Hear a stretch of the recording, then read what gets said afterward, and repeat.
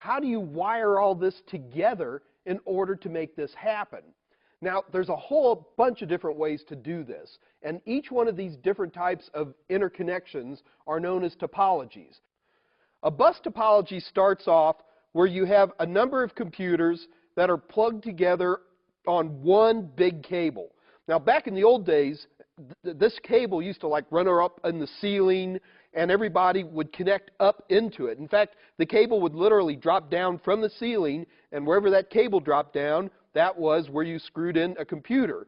And we actually still use that word today. We call it a drop. And it comes back from the old days of what's known as a bus topology. Now, what makes a bus topology particularly nice is that when one computer sends out a packet, this packet will be sent across the bus to all the different computers. Now, this is really important. When one computer sends out a packet, that gets to every other computer on the network. And then what takes place is the actual individual network cards themselves, they see that packet as it comes in, they look at the MAC address, they compare the MAC address to their MAC address. If it's their MAC address, that means it's for them. If it's not their MAC address, they just erase it.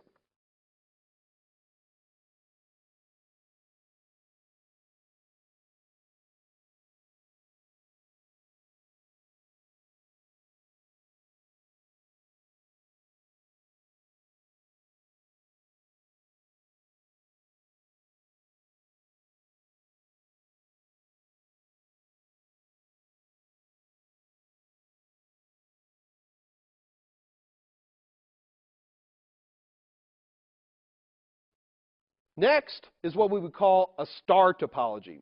Star topologies were actually very rare. In a star topology, what you would have is all of the different computers hooked to this thing in the middle, which for the moment, I'm going to just call it a concentrator. It's funny, a lot of times when you see these star topologies, they kind of just draw a big circle or something for that intersection. Pure star topologies were extremely rare within the networking world.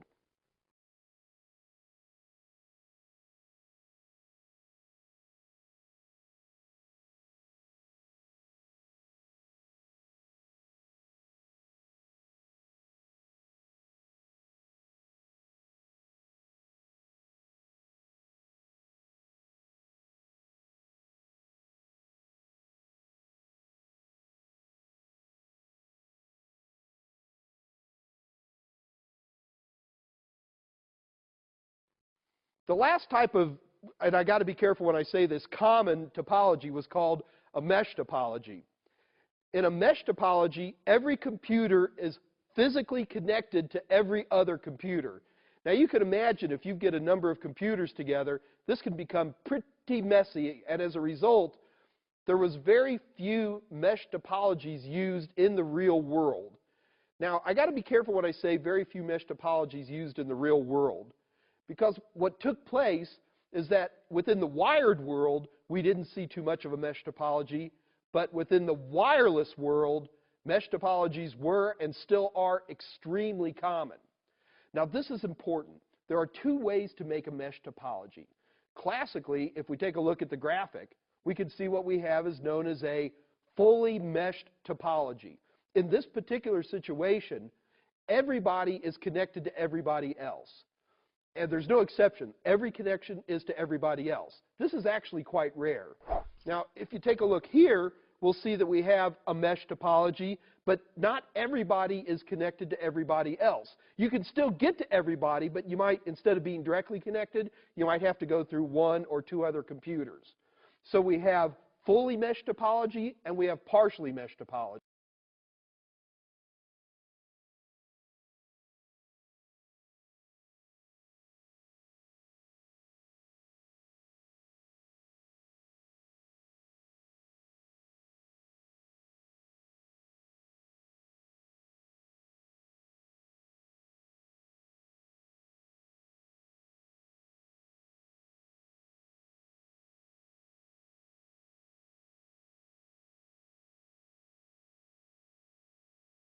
The next type of topology that was very common was known as a ring topology. A ring topology literally had a ring of wires that went to every different computer on the network. The secret to a ring topology is that there was a direction to it. It would literally go one direction or another. If one computer wanted to talk to another computer, it would send its packet out on the ring, and that packet would move all the way around the network until it got to the computer with the corresponding MAC address. At that point, that computer could also send data, or it could just pass, as it were, and move an empty packet along, and then if somebody needed to send something, they would just send it along. Otherwise, they would just pass.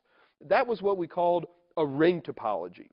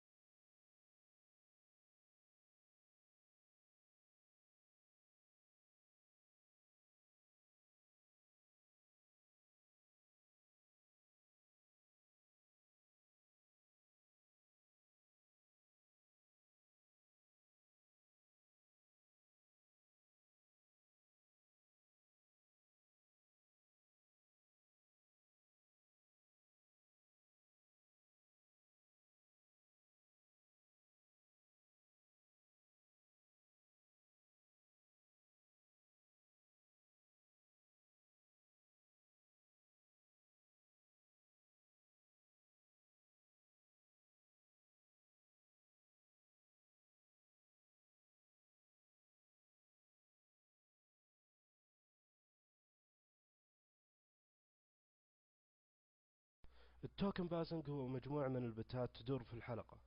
فمثلا لو كان في جهاز 10 يبي يرسل الجهاز 5 ملف، ياخذ التوكن باسنج بعدين يرسل الملف لين ما يوصل الجهاز 5. لما يوصل الجهاز 5 الملف يرسل تأكيد لجهاز 10. فلما يوصل الجهاز 10 تأكيد الملف، تأكيد وصول الملف، ياخذ الملف التأكيد بعدين يرسل التوكن باسنج مرة ثانية للحلقة.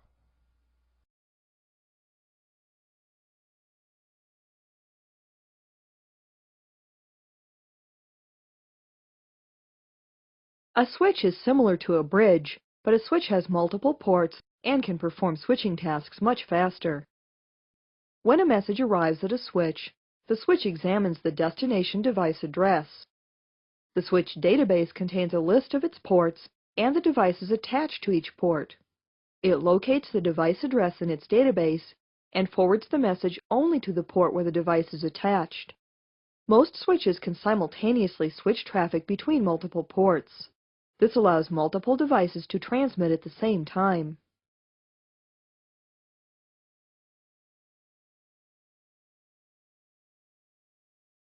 Traditional Ethernet that uses a hub rather than a switch is a functional yet inefficient technology. It uses a logical bus topology, which means the hub forwards traffic out all ports to all connected devices, not just the one device to which the frames are addressed.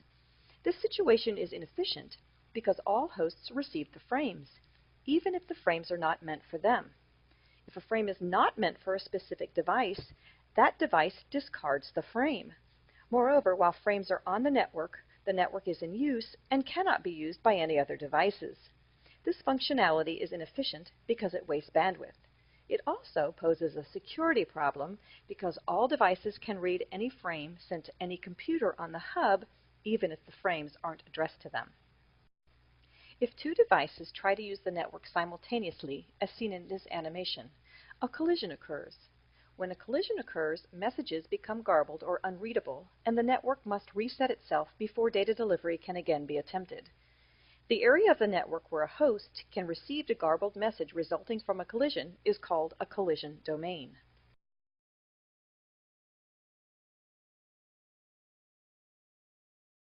الفرق بين السويتش والهاب هو أن الهاب إذا كان بيوصل رسالة بين جهاز الثاني لازم يمرر الرسالة على كل الأجهزة ألين ما توصل للجهاز المعني.